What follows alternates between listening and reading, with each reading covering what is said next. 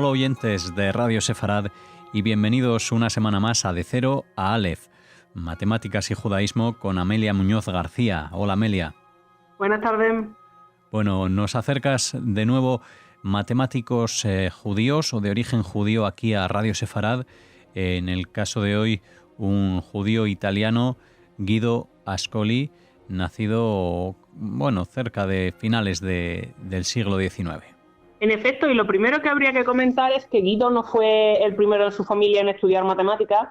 De hecho, su padre, Giulio, es el matemático que formula el que actualmente se conoce como teorema de Ascoli-Arcelà, que es muy importante dentro de topología y de análisis, y permite determinar pues si una familia de funciones que vaya de un espacio topológico en otro es o no es compacta. Entonces, es uno de estos teoremas, quiero decir, que dan condiciones suficientes y necesarias. Es decir, que para que la conclusión o la tesis se cumpla, basta con que se cumpla la hipótesis. Eso es lo que se denomina suficiente. Y solo aquellos que cumplen la hipótesis van a cumplir la conclusión. Esa sería la idea de necesario. Bueno, pues Ascoli y Arcelà no trabajaron juntos, sino que el primero demuestra una versión, se dice débil en el sentido de que no es una versión completa del teorema entre 1883 y 1884. Esta sería solo la condición suficiente. Y Arcelà en el 1895, remata la condición necesaria y ya cierra el teorema. Uno de los motivos por los que Ascoli llega primero es porque para plantear el teorema hacía falta el desarrollo de conceptos claves, tales como por ejemplo el de equicontinuidad de una familia de funciones. Esto significa lo siguiente. Vamos a suponer un grupo de funciones que son continuas, es decir, que no se saltan ningún punto, que no forman picos ni aristas, y esto lo cumplen en un punto en concreto. Entonces, ¿esto va a pasar? Sí, solamente sí, para cualquier esfera que rodea la imagen del punto a través de la función. Esta esfera contiene los puntos de un entorno del X sub 0 original.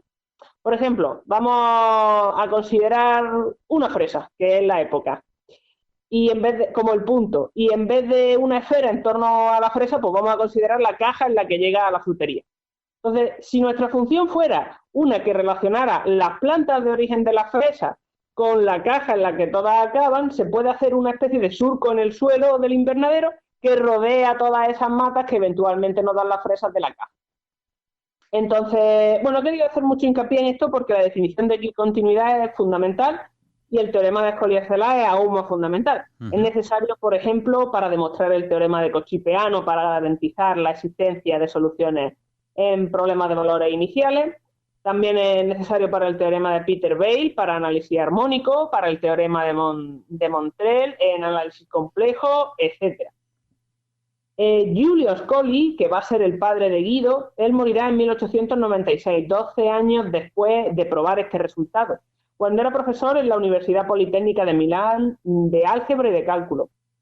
Porque en el momento su hijo Guido tan solo tenía 9 años y la familia no se queda en Milán, sino que Guido asiste al instituto en su ciudad natal y de ahí a la Universidad de Pisa va a acudir con tan solo 15 años entra, en 1903, para estudiar originalmente ingeniería civil. Sin embargo, para 1906 deja todo lo que no sea matemática y se concentra en escribir su tesis sobre la propagación de singularidades en funciones analíticas, que presenta con éxito en 1907. Con tanto éxito, habría que añadir que le van a dar una beca de posgrado para seguir en su alma mater. Sin embargo, aquí comienzan las dificultades para Guido, que ve cómo tiene que aparcar su sueño de ser investigador para dedicarse a trabajar como ingeniero eléctrico, porque en su casa hacía falta el dinero. Aún peor, su salud era bastante delicada y tiene que dejar su puesto en la industria para pasarse a la enseñanza en institutos técnicos, el equivalente a institutos preparatorios para universidad, como si solamente se diera el bachillerato, más o menos, podríamos decir, el bachillerato de ahora en España. Pues él comienza en la aula en 1908 y va a pasar bastantes años como profesor, ocupando puestos en muchos centros. Normalmente trabaja un par de cursos en cada sitio. Él va a pasar, por ejemplo, por el Instituto Técnico de Spoleto, por el de Génova, por el de Cagliari, por el de Caserta, por el de Florencia, y entonces ya nos estamos metiendo en 1915. Y bueno, en esta época gana competiciones, durante esta época gana competiciones que le permiten acceder a estos puestos. Son unas competiciones que evalúan los méritos y que dan acceso a estos puestos de profesor técnico. Y además también va a publicar un libro titulado Complementos de Geometría para Instituto Técnico, en 1913. Bueno, pues él está tranquilamente en Florencia cuando lo llaman a fila. En su día no había hecho la mili o el equivalente a la mili por sus problemas de salud. Pero es que en aquel momento Italia se acababa de meter en guerra con el Imperio Austrohúngaro y esto se va a traducir en un año de entrenamiento militar y que lo desplieguen después como oficial de artillería en el frente en 1917. Unos 14 meses después, al año siguiente, en el 18, él va a recibir una herida, ya que le va a alcanzar un trozo de metralla de una bala, de una bomba, algo por el estilo. Y claro, lo evacúan y por suerte para él, cuando se recupera ya no tiene que volver. Es más, le otorgan la cruz militar al varón mostrado y lo desmovilizan. Una vez que vuelve a la vida, a la normalidad, Ascoli decide volver al frente, pero esta vez al frente de enseñanza, y va a ocupar un puesto en el Instituto Técnico de Parma. Y un año después, en 1920, se pasa al Instituto Técnico de Turín. Desde luego, Turín para él fue un gran acierto por varios motivos. Primero, tras la reforma educativa que va a sufrir Italia, Guido asciende, entre comillas, para ocupar un puesto en los centros de enseñanza de nueva creación, unos centros que se denominan liceos científicos y que están aún más enfocados a la enseñanza universitaria. Esto va a tener lugar en 1924. Este mismo año publica Lecciones elementales de análisis matemáticos para liceos científicos. Y en 1925 se va a casar con Mauricia Sossi, con quien tendrá 2 hijos. Además, por esta época su salud mejora considerablemente, con lo cual se podría decir que el amor todo lo cura, al menos en ese caso, y comienza a involucrarse de nuevo en la investigación matemática. Esto lo puede hacer porque Turín era uno de los centros neurálgicos de las matemáticas italianas. Él va a comenzar a publicar a muy buen ritmo, desde luego, básicamente sobre ecuaciones en derivadas parciales. Podemos destacar su trabajo, por ejemplo, en el problema de Dirichlet, que es como se denomina a la búsqueda de una función que va a ser la solución de una ecuación en derivadas parciales, en el interior de una variedad diferenciable con valores preestablecidos en el entorno o en el borde de la misma. Es decir, una función en varias variables, es decir, que depende de varias características, para que pueda ser la solución pues, de una ecuación que viene definida a través de lo que se denominan derivadas parciales en una variedad diferenciable, es decir, una serie de condiciones impuestas en, por ejemplo, pues si vamos a considerar una tela, un mantel de rayas, ¿no? De rayas que no tienen necesariamente que ser paralelas. Y que está echado por encima de una mesa que estaba originariamente llena de objetos, llena de chismes. Entonces, las condiciones van sobre cómo van a variar o cómo nosotros veríamos que varían a simple vista el dibujo de las líneas, que claro, como tienen que irse ajustando a esta superficie irregular, pues va a irse curvando poco a poco y esto que originariamente hemos considerado líneas rectas ya no lo van a hacer. Entonces, ¿cómo vemos nosotros que se deforman estas líneas, que en teoría son rectas, pero claro, al hacer montículos, como decía, ya no lo son?